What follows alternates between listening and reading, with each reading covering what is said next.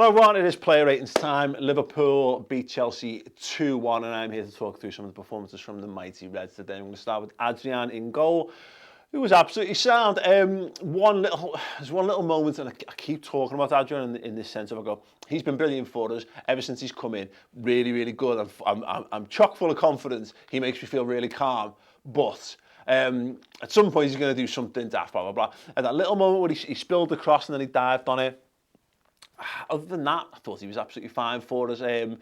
He's just confident in what he does. There's a little moment when we're under pressure. I think it's Tammy Abraham closed him down and he just dinks it over his head. And you're thinking, this is a lad we picked up on a free transfer.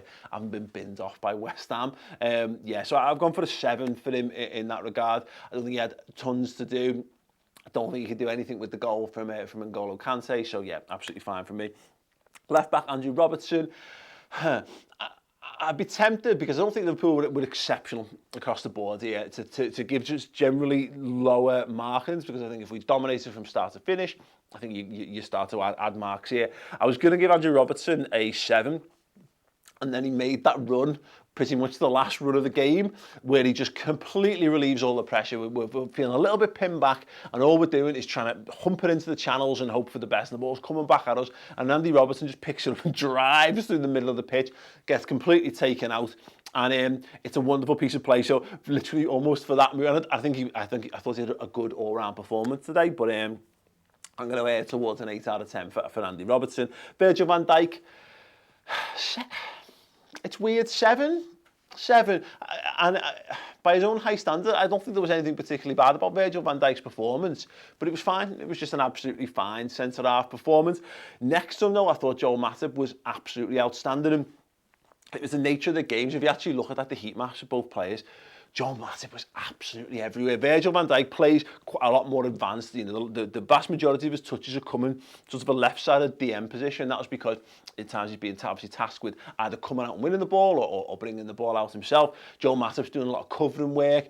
And what I really like about Matip, and it's been true pretty much since we played Napoli in the last game of the group stages in the Champions League last year, his levels of aggression have gone through the roof, and it was his one big criticism. I think ever since we signed him, he was a bit passive.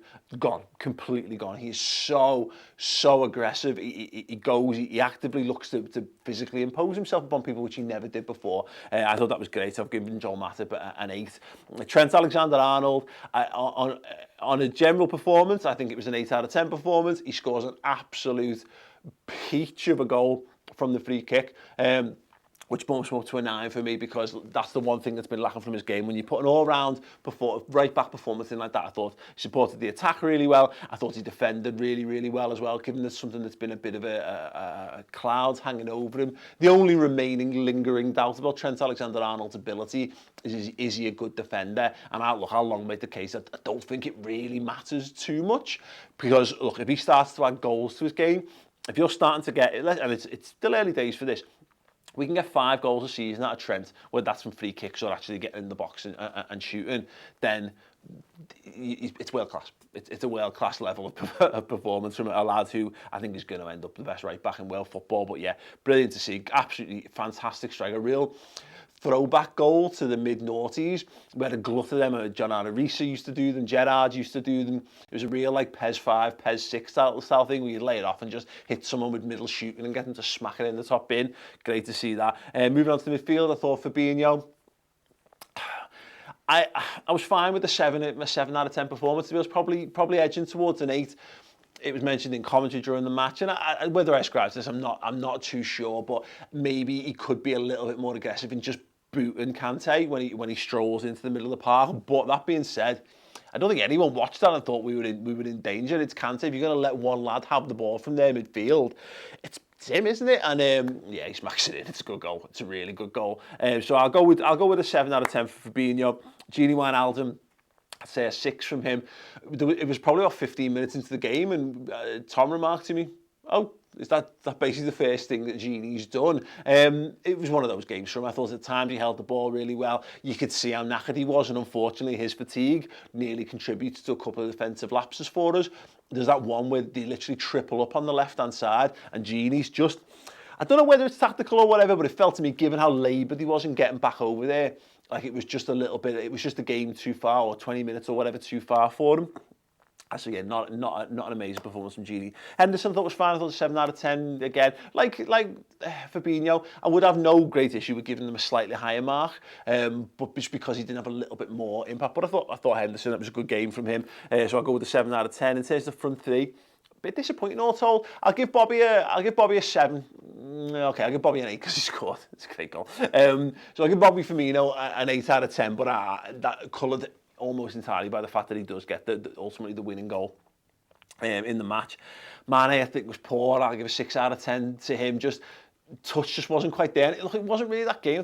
I thought Chelsea defended really well. It didn't click, and the touches weren't quite there. The little quick interplay, quite similar to midweek, and that's the problem. Is it wasn't quite there against Napoli. Well, with a 90 minutes in your legs from the Napoli game and the travel and blah blah blah blah blah. And I'm sure Klopp won't use this as an excuse, but I'm happy to throw it out there because I can, because I don't really know, and none of us do. It felt a little bit like you're not really going to get that. Those fine touches are not going to come back when you've played a midweek game. You need that just flowing or whatever. And on the flip side of that, you've obviously got Mohamed Salah. I mean, flip side of the pitch, not in terms of performance. Thought Mo Salah was the weakest of the front three. I'd go 5 out of 10 for Mo this week. Not that he didn't try, not that he wasn't trying to make things happen, but it just, again, it wasn't quite there. And sometimes that's just because he was being defended well. I thought Tomori come across and covered him really well at times, just in terms of his covering pace. I thought he had a really good game over on that side. There's the one moment where he gets past them and Christensen ends up getting took out and getting injured.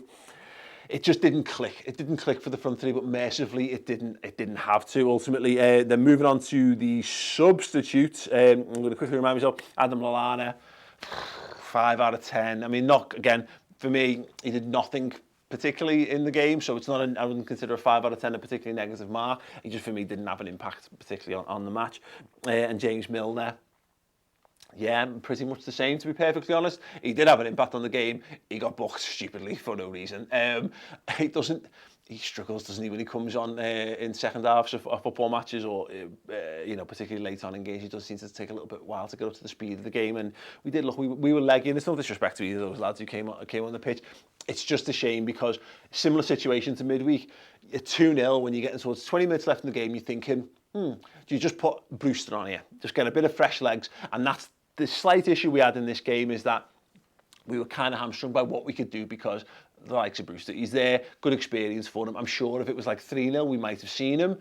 But realistically, you've got to get him ready for midweek against MK Dons, and maybe that was one decision there with no Origi likely for that game. Sadio Mane coming off the pitch, being substituted, means that he's likely to figure in that game. Who knows? We will know a little bit more as we build to that game at the start of next week. Let me know your thoughts then. What were your player ratings? If you disagree, let me know why, and what ratings you're going to give the players again in the comment section. Make sure you subscribe to the channel, and if you want more, we've got the instant match reaction. Me and Tom are going to sit down, do 10-15 minutes, just talking through some of the bigger talking points of the match, VAR, the all-round performances, Trent Alexander-Arnold, Fabinho, the front three, etc., etc. That's on theredmentv.com. It's completely free for the first month, so go over there, sign up, get that and a whole host of fantastic content that we produce for you week in, week out throughout a fantastic Liverpool season. I shall see you there.